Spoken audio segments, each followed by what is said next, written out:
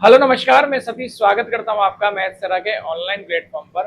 Last time हमने differential equation के 4 प्रश्न कर लिए थे।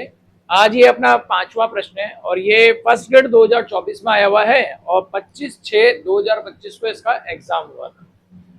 देखिए इसमें क्या है, आपको पीआई कैलकुलेट करना है तो पीआई का जो बेसिक फॉर्मूला होता है वो क्या होता है, 1/FD इंटू क्यू।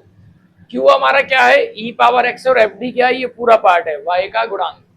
तो रख देते हम वैल्यू यहाँ पर।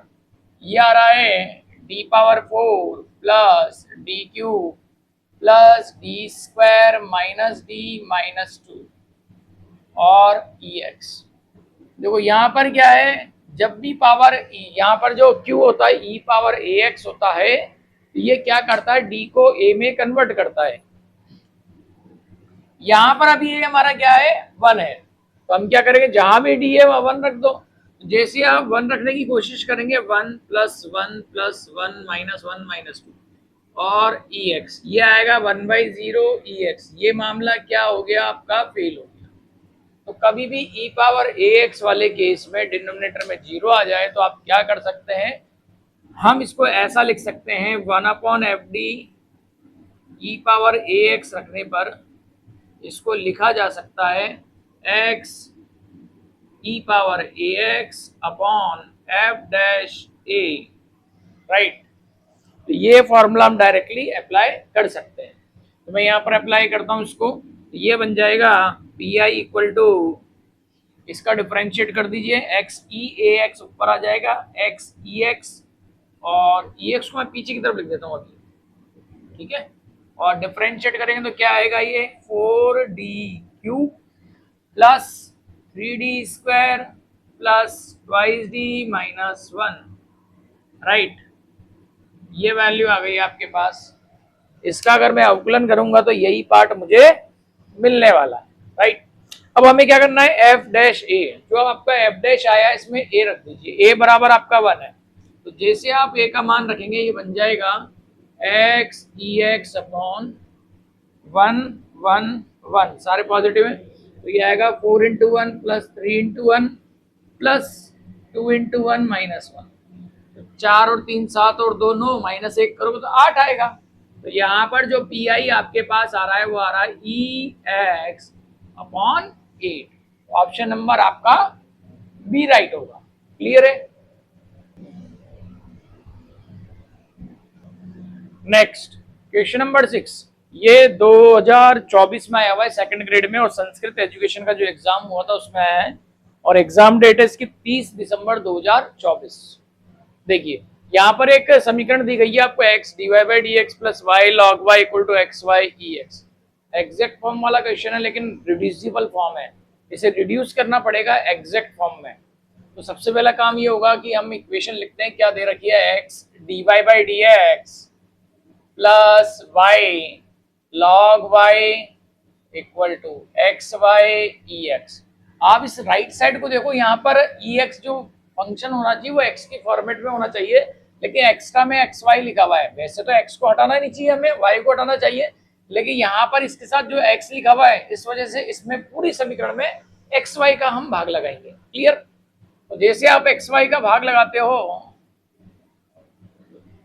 भाग लगाने पर तो आप भाग लगाइए, जैसे एक्स वाई को भाग लगाओ ये आएगा 1/y dy/dx 1/x log y equal to ex।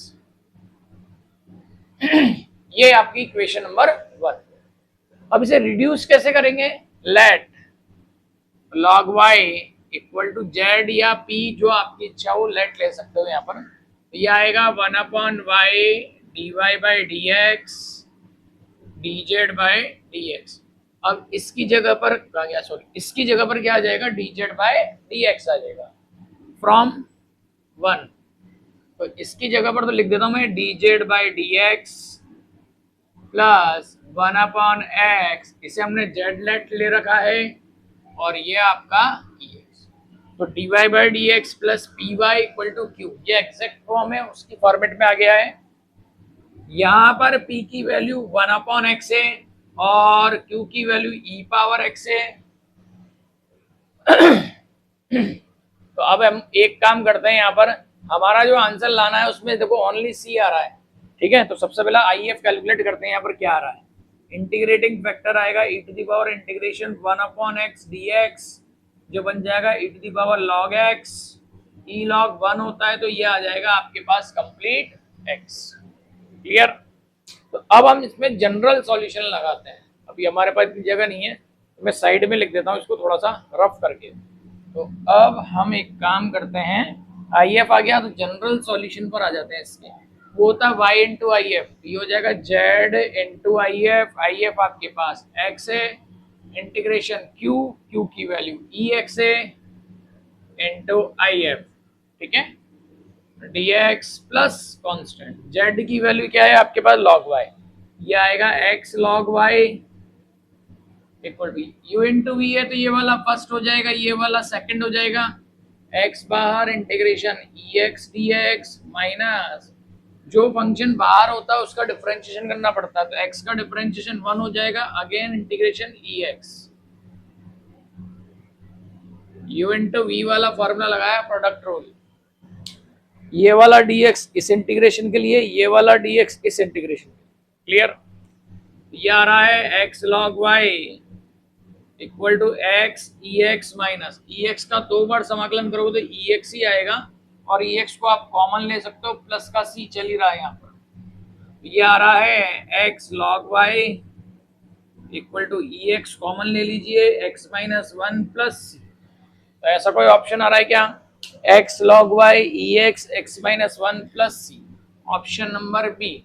Clear. ये रिड्यूसिबल फॉर्म है।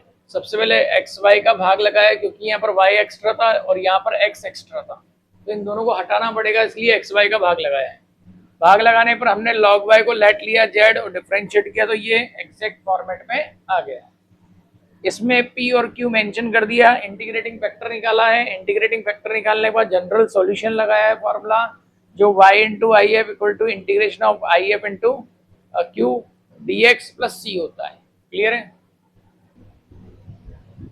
नेक्स्ट, अब यहाँ पर आपको दिया हुआ है d square plus 1 y equal to sine x sine 2x।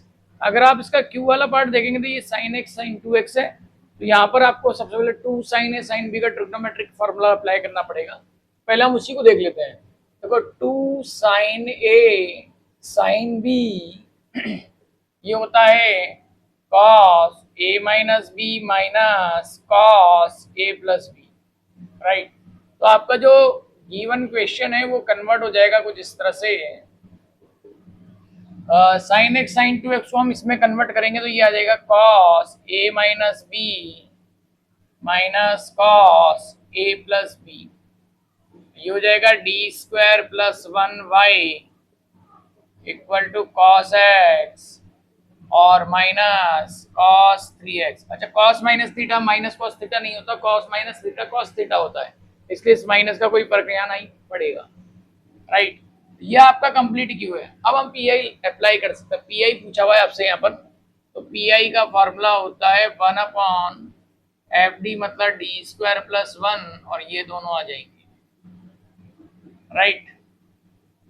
इसको मैं लिख सकता हूँ इस तरह से 1/डी square plus 1 cos X minus 1/डी स्क्वायर प्लस 1 कॉस 3x। देखो यहाँ पर क्या होता है, जो कॉस ए एक्स होता है ना, ये डी स्क्वायर को रिप्लेस करेगा माइनस इंटू ए स्क्वायर से। ए आपका 1 है तो डी स्क्वायर कन्वर्ट होगा माइनस इंटू 1 के स्क्वायर में, मतलब -1 में। क्लियर। तो ये -1 लगाओगे तो ये 0 आ जाएगा। इसके लिए एक फॉर्मूला होता है हमारे पास, वो मैं साइड में लिख देता हूँ, 1/डी square plus A square cos A x, ये होता है x/2a cos A x. Cos नहीं साइन आएगा, साइन ए एक्स, राइट। क्लियर है। ये फॉर्मूला हम यहाँ अप्लाई कर देते हैं तो ये आएगा x/2a, a बराबर 1 है तो x/2 हो गया साइन x माइनस, यहाँ पर अप्लाई करके देखें, यहाँ पर a बराबर 3 है, डी स्क्वायर की जगह आप लिखोगे माइनस इंटू 3 का स्क्वायर, -9 बनाएगा, -9 प्लस 1, ये 0 नहीं आ रहा तो इस फॉर्मूले को अप्लाई करने की जरूरत भी नहीं है। ये बन जाएगा 1/, बी स्क्वायर हो जाएगा माइनस इंटू 3 का स्क्वायर प्लस 1 और ये आपका cos 3x। ये कंप्लीट आ रहा है आपके पास। अच्छा यहाँ पर एक ये तो 2 साइन ए बी का फॉर्मूला था, यहाँ पर 1/2 आएगा एक। क्लियर?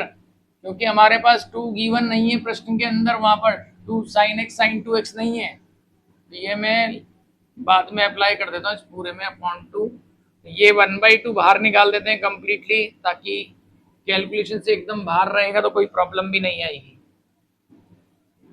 राइट, देखिए हमारे पास 2 साइन ए साइन बी का फॉर्मूला होता है, लेकिन यहाँ साइन ए साइन बी लिखा हुआ था, 2 का ऊपर नीचे मल्टीप्लाई करके बैलेंस करेंगे तो ये वाला 2 नीचे आता रहेगा बार बार।